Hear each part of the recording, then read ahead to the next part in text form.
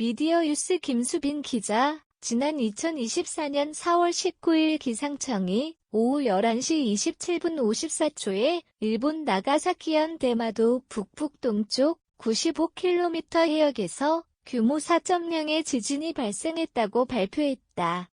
이번 지진은 일본에서 규모 6.4의 지진이 발생한 지 이틀 만에 일어난 지진이다.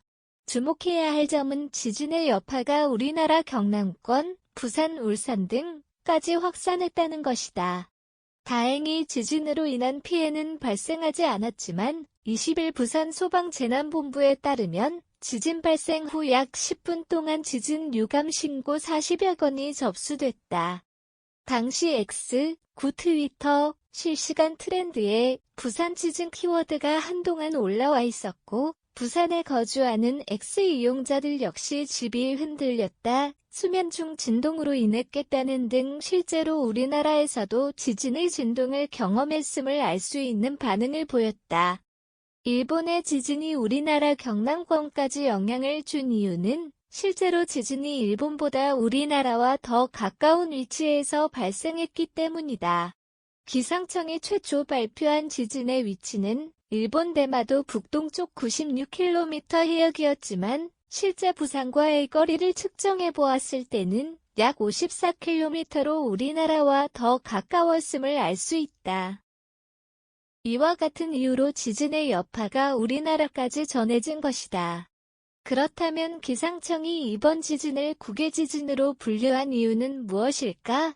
그 이유는 지진이 발생한 해역이 일본 영해이기 때문이다. 해안선 기준으로 지진 위치를 파악했을 때는 부산보다 대마도가 더 가까우므로 일본 지진으로 발표한 것이다.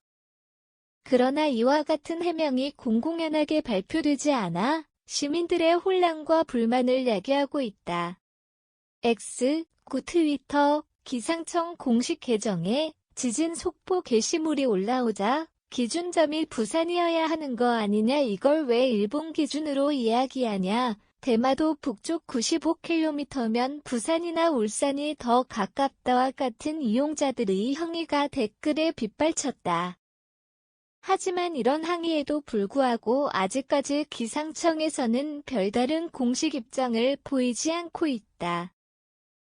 뿐만 아니라 재난 문자의 내용 역시 사람들의 불만을 샀다. 재난 문자에는 지진의 위치와 규모만 적혀 있을 뿐 구체적인 대피 방법이나 대피소와 같은 재난 상황 대처법은 나와 있지 않았다. 재난 문자를 받았던 부산에 거주하고 있는 A씨, 42세는 실제 진동을 느껴 대피하려 했지만 재난 문자의 대피 방법과 대피소에 대한 정보가 제시되어 있지 않아 어떻게 해야 할지 혼란스러웠다는 이야기를 전했다. 우리나라의 직접적인 지진 피해는 없었지만 이번 지진 동안 시민들이 구체적이지 않은 지진 속보와 재난 문자로 인해 혼란을 겪었다. 게다가 재난 문자에 대한 국민들의 불만은 지난 서울시 경계경보 오발령 사건 때도 여러 번 제기되었던 문제이다.